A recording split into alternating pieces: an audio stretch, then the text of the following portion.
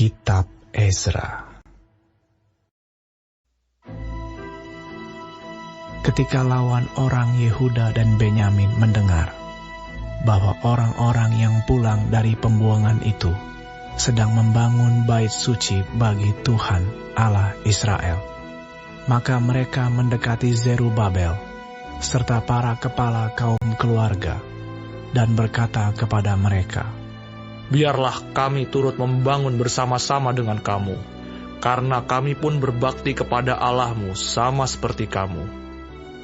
Lagi pula, kami pun selalu mempersembahkan korban kepadanya sejak zaman Esarhadon, Raja Asyur, yang memindahkan kami kemari."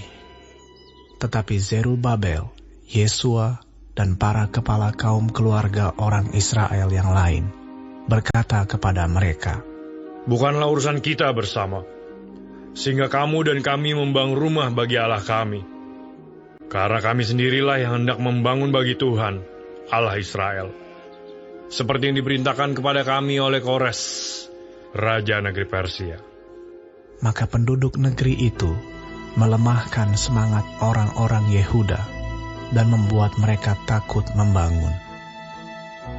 Bahkan selama zaman Kores, Raja negeri Persia, sampai zaman pemerintahan Darius, Raja negeri Persia, mereka menyogok para penasihat untuk melawan orang-orang Yehuda itu dan menggagalkan rancangan mereka.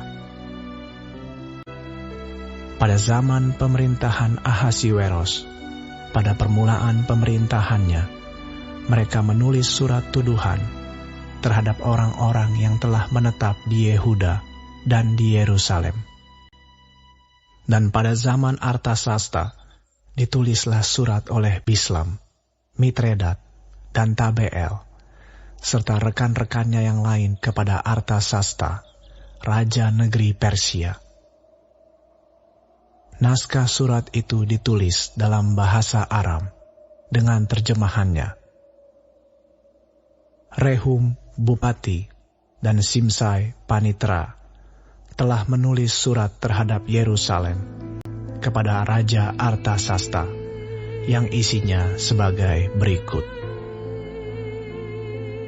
Pada waktu itu, ditulislah surat itu oleh Rehum, Bupati, dan Simsai, Panitra, serta rekan-rekan mereka yang lain, para hakim, dan punggawa, dan pegawai-pegawai, orang Persia, orang-orang dari Erek, dari Babel, serta orang-orang dari Susan, yaitu orang-orang Elam, dan bangsa-bangsa lain, yang oleh Asnapar, yang agung dan mulia itu, dipindahkan dan disuruh menetap di kota Samaria dan di daerah yang lain, sebelah barat sungai Efrat.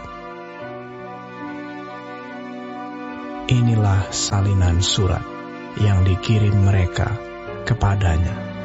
Ke hadapan Raja Artasasta, dari hamba-hamba Tuanku, orang-orang di daerah sebelah barat sungai Efrat. Maka kiranya Raja maklum bahwa orang-orang Yahudi yang berangkat dari Tuanku ke tempat kami telah tiba di Yerusalem. Mereka sedang membangun kembali kota yang durhaka dan jahat itu. Mereka menyelesaikan pembangunan tembok-tembok dan memperbaiki dasarnya. Kiranya Raja maklum bahwa jikalau kota itu sudah dibangun dan tembok-temboknya sudah selesai, orang tidak lagi membayar pajak, upeti, atau bea, sehingga kota itu akhirnya mendatangkan kerugian kepada raja-raja. Sekarang, oleh karena kami mempunyai hubungan dengan raja, dan tidak patut bagi kami melihat raja kena celah, maka oleh sebab itu, kami menyuruh orang memberitahukan hal itu kepada raja, supaya diadakan penyelidikan dalam kitab riwayat nenek moyang tuanku. Di dalam kitab riwayat itu, tuanku akan mendapati dan mengetahui bahwa kota itu kota durhaka, yang selalu mendatangkan kerugian kepada raja-raja dan daerah-daerah, dan bahwa orang selalu mengadakan pemberontakan di dalamnya sejak zaman dahulu. Itulah sebabnya maka kota itu dibinasakan. Kami ini memberitahukan kepada raja bahwa jikalau kota itu sudah dibangun kembali dan tembok-temboknya sudah selesai, maka bagi tuanku kelak tidak ada lagi milik di daerah sebelah barat sungai Efrat. Maka raja mengirim surat jawaban ini kepada Rehum, Bupati dan Simsai, Panitera, serta rekan-rekan mereka yang lain yang tinggal di Samaria dan di daerah yang lain seberang sungai Efrat. Salam. Maka sekarang, surat yang kamu kirim kepada kami telah dibacakan kepadaku dengan jelas. Lalu atas perintahku, telah diadakan penyelidikan dan didapati bahwa kota itu sejak zaman dahulu selalu bangkit melawan raja-raja, dan bahwa penduduknya selalu mendurhaka dan memberontak. Lagi pula, dahulu ada raja-raja yang berkuasa atas Yerusalem, yang memerintah seluruh daerah seberang sungai Efrat, dan kepada mereka dibayarlah pajak, upeti, dan bea. Oleh sebab itu, keluarkanlah perintah untuk menghentikan orang-orang itu, supaya kota itu jangan dibangun kembali sebelum aku mengeluarkan perintah.